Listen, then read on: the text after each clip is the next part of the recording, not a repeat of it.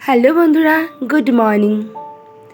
দীপিকার family থেকে আমি দীপিকা, রানাঘাটের ছোট্ট একটা গ্রাম থেকে সবাইকে সঙ্গে নিয়ে আমার নতুন আরও একটি ব্লগে তোমাদের সবাইকে স্বাগত জানিয়ে আজকে সুন্দর ব্লগটি শুরু করে দিলাম। দেখো, আজকে সকাল সকাল স্নান টান সব কমপ্লিট করে নিয়েছি। আর আমার কিন্তু সকালে সমস্ত বাসি কাজকর্ম হয়ে গেছে এবং বাসি কাজকর্ম করে জামা কাপড় কেচে আমি কিন্তু স্নানটাও সেরে উঠেছি। আর কয়েকদিন ধরে দেখছি গাছে খুব সুন্দর ফুল হচ্ছে, তো এই গাছগুলো হয়তো আর বেশি দিন থাকবে না। তো চলো আজকে ফুল গাছে নিজের গাছের ফুল তুলেই ঠাকুরকে পুজো দেওয়া যাক। আর নিজের গাছের ফুল দিয়ে পুজো দিতে কিন্তু সত্যি ভীষণ আনন্দ লাগে। এইদিকে দেখো, অন্বেষা আজকে নতুন পড়তে যাচ্ছে, নতুন ব্যাচ, তো নতুন ম্যাম, সব কিছুই নতুন। তো আজকে পড়তে চলে গেল আর আমি এখন পুজোটাও দিয়ে নেব। আজ সকালে ঘুম থেকে উঠে দেখি প্রচণ্ড মেঘ করেছে, এত মেঘ করেছে। আর 2 দিন তো বৃষ্টি হয়েছিল, আর বৃষ্টি হওয়াতে যে জবা ফুল গাছগুলো লাগিয়েছি না, খুব সুন্দর হয়েছে আর কুড়িও বেরিয়ে গেছে জানো। তো দেখো, আমি কিন্তু সুন্দর করে ঠাকুর পুজোটাও দিয়ে নিলাম। ভেবেছিলাম অন্বেষাকে বলবো দিতে, কিন্তু দেখলাম যে সকাল সকাল স্নানটা সেরে নিয়েছি, পুজো না দিলে কেমন লাগে। তো এই জন্য ভাবলাম যাই পুজোটা দিয়েই নিই, আর দুপুরবেলা ঠাকুরকে ওই খেতে দেবে খনি। 7-5 ভেবে আমি দেখো সুন্দর করে কিন্তু পুজোটাও দিয়ে নিলাম।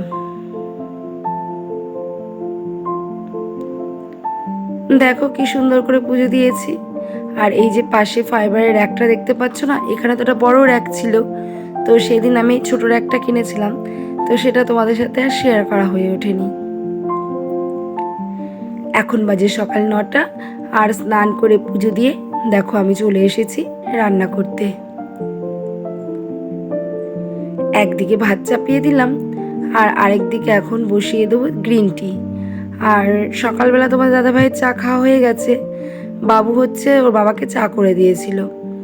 আর বাবু জানো তো চা করতে পারে, তো বাবুই ওর বাবাকে চা করে দিয়েছিল। আর তাহলে তোমার দাদাভাইয়ের চা খাওয়ার ঝামেলাটা রইল না, শুধু আমার জন্য 1 কাপ গ্রিন টি আমি বসিয়ে দিলাম। আর এদিকে দেখো আমার চাটাও কিন্তু রেডি হয়ে গেছে।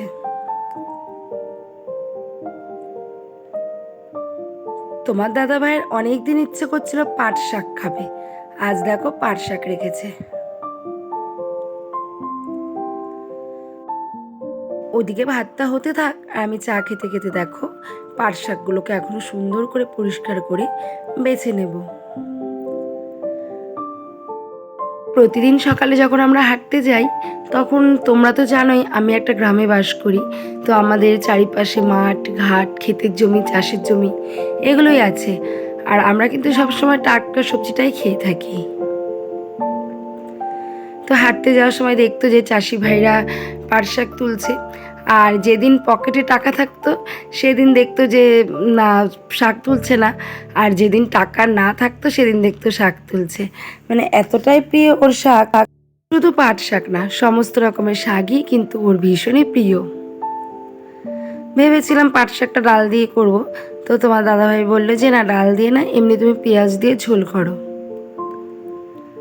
তো তার কথা মতো আমি সেটাই করেছিলাম, যেহেতু ওরই সব থেকে প্রিয় খাবার পাট শাকের ঝোল। আমি কিন্তু বিয়ের আগে খেতাম না, বিয়ের পরেই কিন্তু আমি পাট শাকটা খাওয়া শিখেছি। আমার মা এমনিতে পাট শাক করতো ভাজা, কিন্তু ঝোল কখনো বিয়ের আগে খাওয়া হয়নি, তো বিয়ের পরেই কিন্তু আমি পাট শাকের ঝোল খাওয়াটা শিখেছি। আর যেহেতু ওর পাট শাকের ঝোল ভীষণ প্রিয়, তাই ওর মর্জি মতোই রান্না করা হলো, এমনি পেঁয়াজ দিয়ে ঝোল। আর আমাদের মতো মধ্যবিত্ত ঘরের বউদের স্বামী সন্তান ওদের পছন্দসই রান্না করা, ওদের কোথায় ভালো মন্দ কী খেলে ওদের ভালো লাগবে, কোনটাতে ওদের পুষ্টি হবে, কোনটা রান্না করলে ওরা বেশি ভাত খাবে, তো আমরা কিন্তু সেই দিকেই সবসময় চিন্তা ভাবনা করে থাকি। আমাদের মতো মধ্যবিত্ত ঘরের বউদের একটাই কাজ, স্বামী সন্তানকে সুখী করা এবং তাদের নিয়ে সুখে সংসার করা। তো যাই হোক, দেখো আমার ওদিকে মোটামুটি ডাল, পাট শাকের ঝোল, আলু উচ্ছে ভাজা এটা রান্না হয়ে গেছে। আর বাবু একটা ইঁচড় নিয়ে এসছে, পাশের গাছে ইঁচড় হয়েছে, তো ওটা পেড়ে নিয়ে এসেছে। ওর নাকি ভীষণ খেতে ইচ্ছা করছে ইঁচড়, তো ওর এখন মর্জি হয়েছে ইঁচড় খাবে। তো এটা পরে রান্না করব। আর এখন সকালে অন্বেষার জন্য করিনি, এখনও অন্বেষা পড়ে আসলে করব রুটিটা। আর বাবুর জন্য রুটি বানিয়েছি, আমার জন্য রুটি বানিয়েছি, শ্বশুরমশাই আর ওর জন্য ভাত। তো আমি আমার রুটিটা খেয়ে নিলাম শসা, পেঁয়াজ আর আলু উচ্ছে ভাজা দিয়ে। বাবুর কালকে একটু মাংস ছিল, ওটা দিয়ে খেয়ে নিল। আর আমার খাওয়া কমপ্লিট হতে না হতেই অন্বেষাও চলে এসেছে। তো নিজে একটু খেয়ে, যেহেতু খাবারটা বেড়ে ফেলেছি, খেয়ে তারপরে দেখো অন্বেষার জন্য আবার রুটি করে নিচ্ছি। মেয়েটা দিন দিন যা ফ্যাট হয়ে যাচ্ছে কি বলবো, মানে পড়ে তো এসে যেই দেখেছে ডাল চচ্চড়ি, যে মুসুর ডাল পেঁয়াজ দিয়ে বসিয়েছি, মা আমি ভাত খাবো। আমি কিছুতেই ভাত দেবো না, ও ভাত খাবে।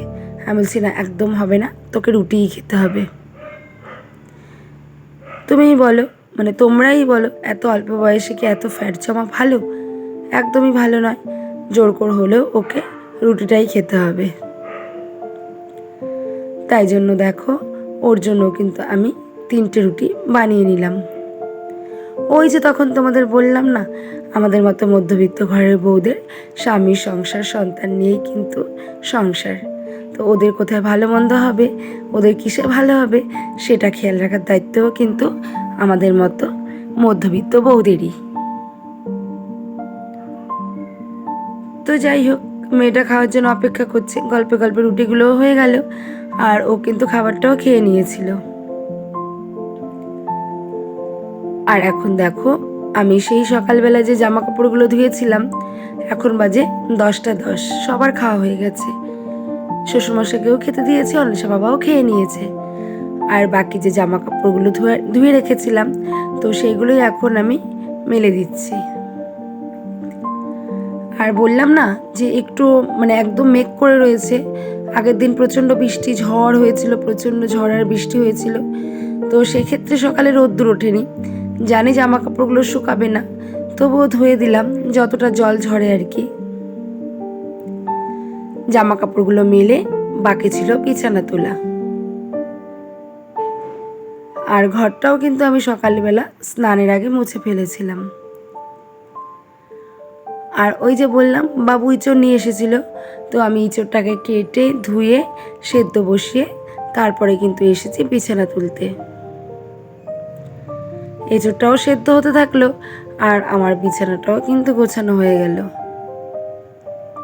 দেখো সুন্দর করে পরিপাটি করে আমি বিছানা দুটোকে, ওই ঘরের বিছানাটাও তুলেছি, আবার এই ঘরের বিছানাটাকেও আমি সুন্দর করে তুলে নিলাম। বিছানাপত্র গুছিয়ে যা বাসন কোসন ছিল সব কিছু মেজে ঘষে এখন দেখো আমি ইঁচড়টাকেও রান্না করে নেব। আর ইঁচড়টা কিন্তু সেদ্ধ করে আমি ভেজে রেখেছিলাম, সেটা আর তোমাদের সাথে শেয়ার করা হয়নি। জানি না কেন বাবুর কিছুদিন হলো ভীষণ ইঁচড় খেতে ইচ্ছা করছে, তাও চিংড়ি দিয়ে। আর ইঁচড়টা কিন্তু আমারও একটা প্রিয় খাবার, আমারও ভীষণ ভালো লাগে ইঁচড় খেতে। মাছ মাংস ফেলে কিন্তু আমি ইঁচড়টাই বেশি খাই। আর আজকে কিন্তু এঁচড়টা বাবুর জন্যই হচ্ছে, বাবুই এঁচড়টা পেরে নিয়ে এসছে, আর ওরও খেতে ইচ্ছা করছে। ওই যে প্রথমেই বললাম, ওরা কি খেতে ভালোবাসে সেগুলোই আমাদের দেখা কর্তব্য। তো সেটাই চেষ্টা করি, সন্তান স্বামীর যা ভালো লাগে সেটা তাদের পছন্দসই খাবার তৈরি করে দিতে। আর স্বামী সংসার বললাম না, ওদের নেই আমাদের সংসার সুখের, তো ওদের ভালো মন্দটাই আমাদের ভালো, ওদের খারাপটাই আমাদের খারাপ। তো ভগবানের কাছে একটাই প্রার্থনা, ওদের সব খারাপ দূর করে আমাকে দিয়ে দিক, আর ওদের যেন সব সময় ভালো রাখে। তো গল্পে গল্পে দেখো আমার কিন্তু এঁচড়টাও সুন্দর করে রান্না হয়ে গেছে। যেহেতু সকালে স্নান হয়ে গেছে, রান্নাবান্নাও হয়ে গেছে, বাসনপত্র ধুয়ে মোটামুটি সংসারের কাজ সব গুছিয়ে নিয়েছি। আর এখন দেখো আমি সুন্দর করে একটু কাজে বসে গেছি। সকাল থেকে তো কাজ করছি তাড়াহুড়া দৌড়াদৌড়ি করে, তো এখন একটু বসে কাজ করব। আর এত গরম পড়েছে মেশিন ঘরে, কিন্তু পাখা না লাগালে একদমই চলবে না। আজকেই তো সকালে স্নান করলাম, আর এখন পুরো ঘেমে একদম জল হয়ে গেছি। তাই তোমার দাদাভাই বলছিল তুমি তো একদম ঘেমে গেছো, এবার একটা পাখা লাগিয়ে দিতে হবে। তো চলো একটু কাজ করে নিই। গুড ইভিনিং, শুভ সন্ধ্যা আমার প্রিয় ফ্যামিলি। তোমার দাদাভাই যাবে এখন বাজারে, মানে দোকানে সদাইপত্র আনতে, তাই বললো একটু চা করতে। অন্বেষের জন্য একটা, আর তোমার দাদাভাইয়ের জন্য একটা। যেহেতু মিষ্টি চা আমি এটা খাবো না, আর আম তেল দিয়ে দেখো সুন্দর করে একটু মুড়ি মাখা করে নিলাম। এখন দেখো আমরা সবাই মিলে এটাকে বসে খাচ্ছি। আর মেঘনাও এসেছিল আমাদের বাড়িতে, ও আমাদের সাথে খেয়ে নিচ্ছে। অন্বেষা ওর বন্ধুর সাথে ফোনে গল্প করছে একটু পড়ার বিষয়ে। ম্যাম যে নোটগুলো দিয়েছে সেই নোটগুলোই নিচ্ছিল, এই জন্য অন্বেষা এখানে নেই। ওর নোট নেওয়া হয়ে গেল, ও খেয়ে নেবে। দেখো পরিবারের সবাই মিলে একসাথে খাওয়ার কিন্তু মজাটাই আলাদা। আর ওদের খুশি রাখলে, ওরা ভালো থাকলে কিন্তু আমিও খুব ভালো থাকি। তো চলো খেতে খেতে তোমাদের থেকে বিদায় নিয়ে নিচ্ছি। আর রাত্রে ওই তরকারি আছে, মিষ্টি আছে, ওগুলোই আছে, কটা রুটি বানাবো, ব্যাস হয়ে যাবে। তো চলো আজকের মতো ভিডিওটি এখানেই শেষ করি। যদি ভালো লেগে থাকে তাহলে লাইক করে দিও, কমেন্ট করে দিও, পারলে বন্ধুদের মধ্যে শেয়ার করে দিও। আর যারা নতুন বন্ধু আছো আমার চ্যানেলটাকে এখনও সাবস্ক্রাইব করোনি, তারা প্লিজ চ্যানেলটাকে সাবস্ক্রাইব করে ছোট্ট দিদিভাইয়ের ছোট্ট পরিবারের পাশে থাকো। কারণ তোমাদের ভালোবাসার সাপোর্ট ছাড়া আমি কিন্তু কখনোই এগোতে পারবো না। তাই তোমাদের অনেক অনেক ভালোবাসা, অনেক অনেক সাপোর্ট চাইছি। তো চলো আজকের ভিডিওটি এখানের মতো শেষ করছি। দেখা হবে আবার কালকে সেম টাইম নেক্সট কোনো ভিডিও নিয়ে। টাটা।